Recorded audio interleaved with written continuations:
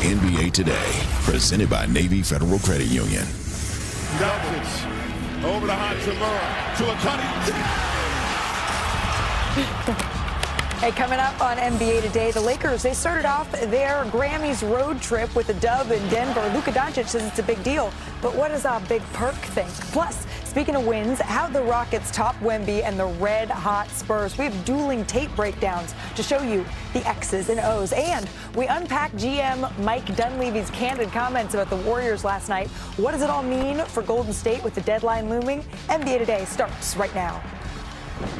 We begin our show with news out of the WNBA because the league just moments ago released the schedule for the upcoming seasons. And here is a couple of the notable matchups on deck this year. The Aces, they'll have ring night in a 2025 finals rematch. Paige Beckers, Caitlin Clark, they meet to open their 2026 seasons. And the expansion franchises, they make their debuts in Toronto and Portland here. But these games, they're being announced without a confirmation that games will actually be played. There is, as of where we sit right now, no collective bargaining agreement as negotiations continue between the League and Players Association. Now, I asked about the timing, and the league told me that they are releasing a schedule to, quote, be a key step to allow the essential planning for the year ahead, is what they are calling it. So our reporter Alexa Philippou, our analyst Chinea Gumake join me now. Alexa, I want to start with you here because now that we have these dates, it feels like the natural next question is, are the negotiations in a place where players believe these games will actually tip off as scheduled? Yeah, Malika, well, what I've heard is that there has been not a ton of progress since that last deadline where both sides allowed the CBA to expire. But I have heard a lot of sense from players that they do feel optimistic that a deal will be reached and the season will be held, even if we're not quite there yet. The two sides still are disagreeing when it comes to revenue share and what that percentage of revenue share should look like.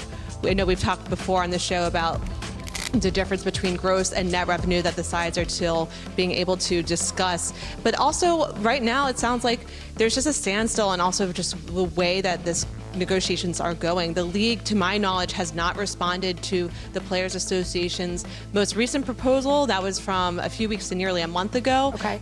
The league, on their part, feels like that proposal wasn't really inherently different from the PA's last proposal, and so didn't essentially warrant a response.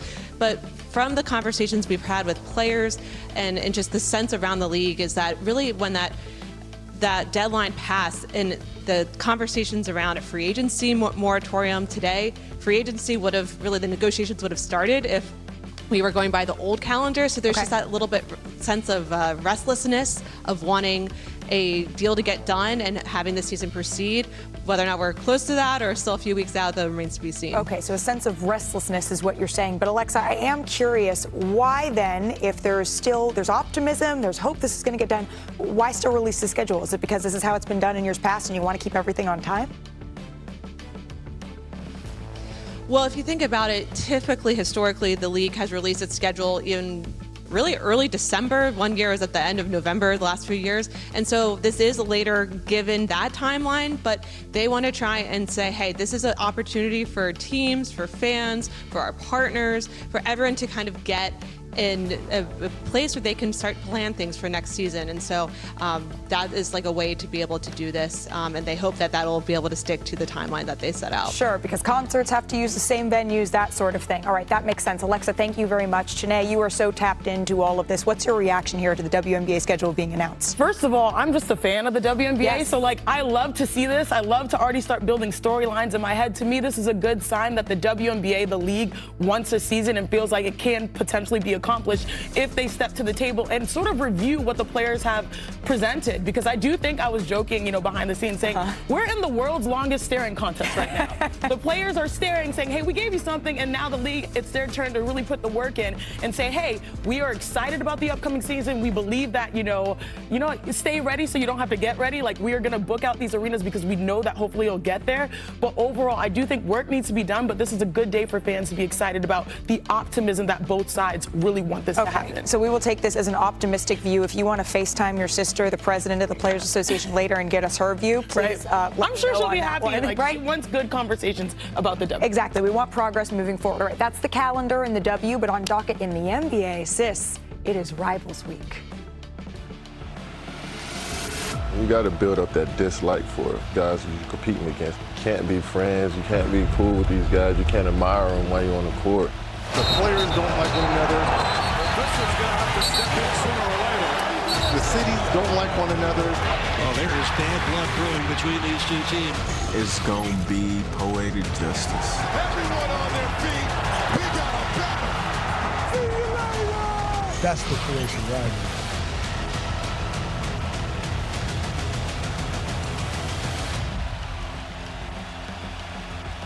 Danny, Perk, Janae, take a look at the star power on ESPN this week. Spida Mitchell, LaMelo Ball, Shea, Giannis, Luka, LeBron, Ant-Man. Smoke.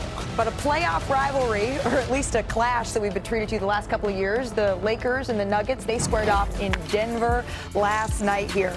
We're going to pick this one up. Remember, Nikola Jokic still on the sidelines here, Janae. But Denver, they have been cooking without him, and they shot the heck out of the three in the first half. Oh, absolutely. Spencer was knocking it down, but that man, future All-Star Jamal Murray, had himself a first half. This shot got me out of my seat, and that was his All-Star moment for me. It sealed the deal. That sealed the deal? Well, Yeah. Jamal... Plus everything the first half this season. That when he lets it fly, he is certainly potent. 26 points in the first half for Jamal Murray. But this game, it was far from over yet. So we're going to head to the third quarter here.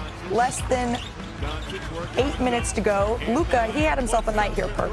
You damn right he did. Just completely took it over. Look, was the best player on the floor, getting it done on both ends. A 38-point triple-double.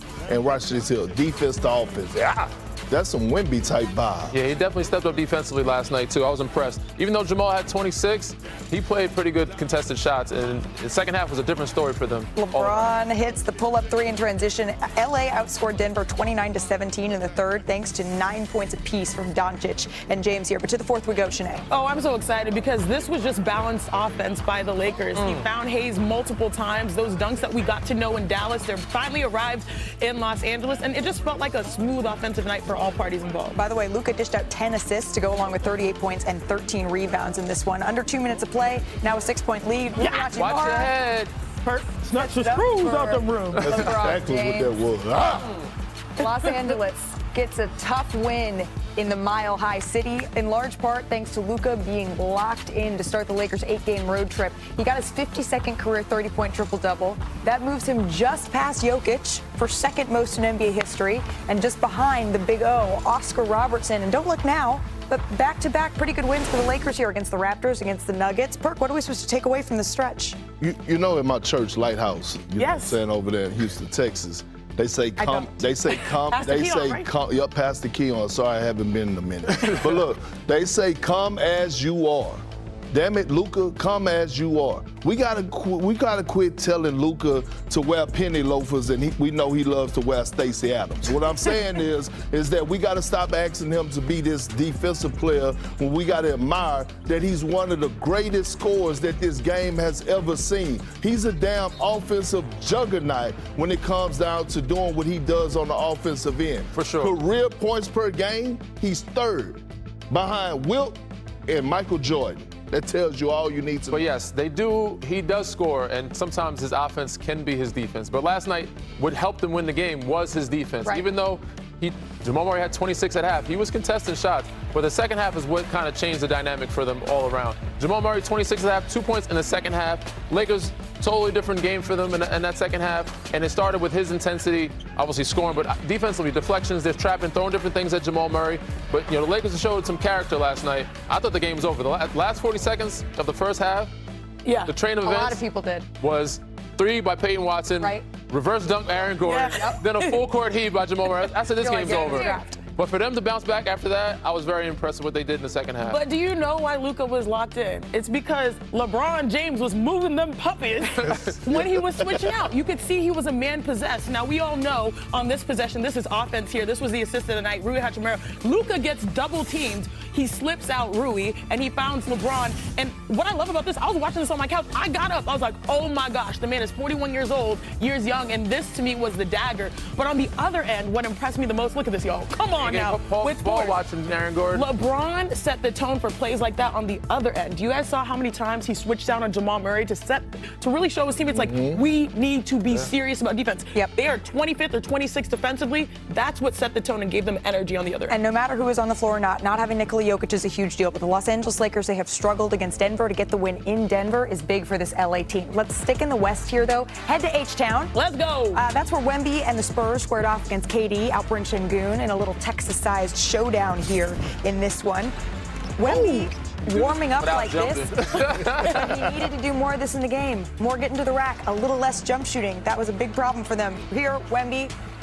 Inside. Someone said Nerf hoop. Yeah, somebody said daddy ball. Big daddy ball. And that was Clint Capella, by the way, 7'1". Wasn't just a small guard. Wemby, though, he was jump shooting a lot here in this game, Shanae. Yeah, you've got to have a mixed diet, because he's unstoppable downhill, but when he falls in love with that outside shot, it leads to fourth quarters that we will. But come on, man. Nasty. Play of the night. And one? Okay, so who can we get to sign up for the dunk contest? But that's a discussion for another day. Let's head to the fourth quarter now, because it felt like the Spurs should be in control of this game here, Danny. Yeah, Champagne shot the lights out first half. Second half, they just got ultra cold. I don't know what was going on. They shot more times than them. They turned the ball over less. Houston only won the free throw game by 5. So for San Antonio to lose this game, I was a little disappointed at immaturity. Oh, yeah, because here come the Houston Rockets. Kevin Durant letting the people know what he wants to see here. Yeah, better call timeout. That boy Reed Shepherd. Reed Shepherd had the hot hand here. And so the Spurs clinging to a 1-point lead. Hey, not anymore. Shepherd gets the Rockets the lead here. And then under a minute left in the fourth, the Rockets lead by 2. Alperen Şengün muscling his way inside. Sanguini. Only you can get away with calling it that. Extra spice on it. The Rockets get the win, though. 111-106. Friends, they don't call Houston Clutch City for nothing. The Rockets, they overcame a 16-point deficit to shock the Spurs on Tuesday. Get this, Houston's largest comeback victory of the season. Entering the night, the Rockets were 0-6 when trailing by 15 or more this year. So, Shanae, Perk, what exactly fueled, excuse me. We from the south side, from the H. No, I'm sorry, you got 2 Houstonians here. And what did they do to fuel the win? It was their defense. It was their defense. You know what I love? When all-time great players like Kevin Durant, they don't run from the smoke. Yep. They go towards it. And I love it here because he had to match up with Victor Wembanyama, 6'11", technically 7 foot, going against 7'5". Here, no